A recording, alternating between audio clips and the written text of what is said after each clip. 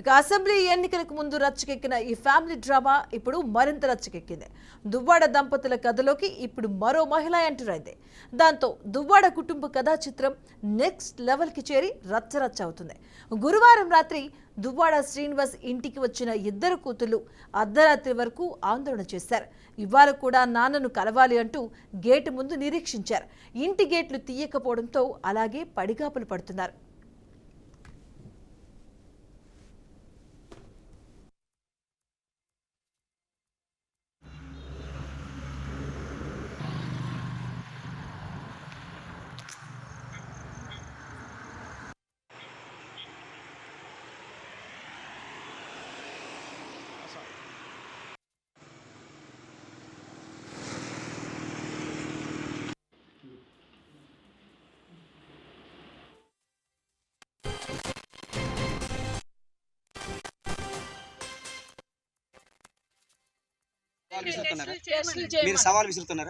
DNA టెస్ట్లు దాని పిల్లలు ఎవరితో పుట్టారు అనేది దాని క్యారెక్టర్ ఎలాంటిది అనేది మేము బ్లేమ్ చేయడం కాదు, టెస్ట్లు చేయమన్నాడు.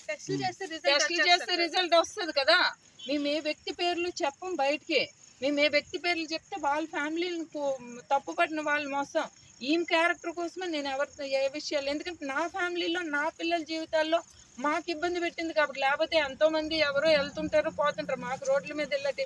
కూడా ఒక ఉన్నతమైన కుటుంబము, ఒక న్యాయ వ్యవస్థకు సంబంధించిన కుటుంబంతో నా యొక్క బంధం ఉందని కూడా తెలుసు కదా. మరి న్యాయ వ్యవస్థకి సంబంధించిన కుటుంబం నుంచి వస్తే ఇవే చేసేదండి. అంటే వేరే వాళ్ళ లైఫ్ లోకి వచ్చి వేరే వాళ్ళ లైఫ్ చెడగొట్టేసి. మేడం, చివరిగా మీరు ఏం కోరుకుంటున్నారు?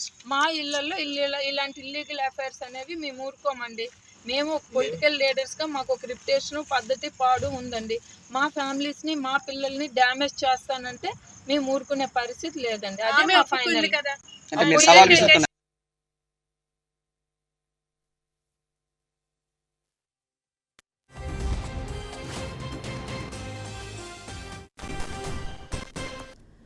వైసీపీ ఎమ్మెల్సీ దువ్వాడ శ్రీనివాస్ వ్యవహారం ఇప్పుడు రచ్చగా మారింది. దువ్వాడ శ్రీనివాస్ కు దివ్వెల మాధురి అనే మహిళతో ఎఫ్ఐఆర్ ఉందంటూ శ్రీనివాస్ భార్య వాణి చేసిన ఆరోపణలపై అదే రేంజ్ లో స్పందించారు దివ్వెల మాధురి. దువ్వాడ శ్రీనివాస్ ను తాను ట్రాప్ చేయలేదని, దువ్వాడ సతీమణి దువ్వాడ వాణి పాలిటిక్స్ లో తనను ట్రాప్ చేశారంటూ దివ్వెల మాధురి ఆరోపించారు. ఇక దువ్వాడ వాణి టికెట్ పొందడానికి తనను ట్రాప్ చేసి వాడుకున్నారని ఆరోపిస్తున్నారు మాధురి.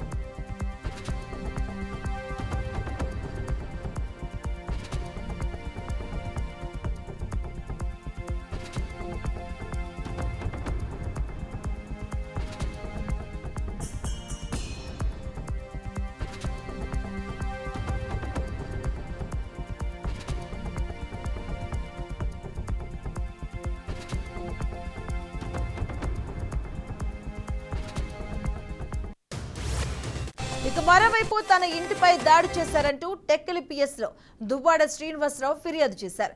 భార్య వాణితో పాటు కుమార్తె వెంట వచ్చి ఇంట్లో గందరగోళం సృష్టించిన వ్యక్తులందరిపై ఫిర్యాదు చేశారు. వెంటనే చర్యలు తీసుకోవాలని కోరారు. ఇక తన అనుమతి లేకుండానే లోపలికి వచ్చారని, అందుకోసం కటారులతో రోడ్లు డోర్లు పగలగొట్టారని ఫిర్యాదులో ఆరోపించారు.